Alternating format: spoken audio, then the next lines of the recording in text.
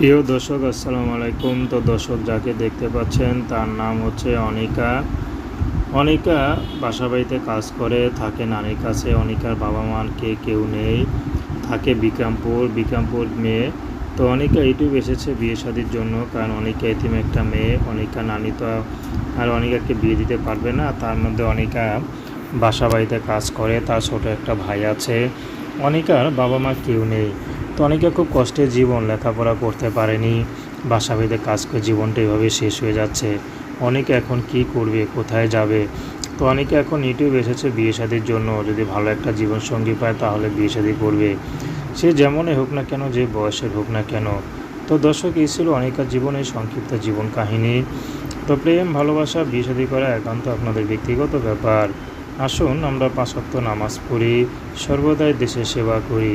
আর অনেকের সাথে যোগাযোগ করতে চাইলে স্ক্রিনে নাম্বার দেওয়া আছে, ওই নাম্বারে ফোন দিলেই যোগাযোগ করতে পারবেন। আসসালাম।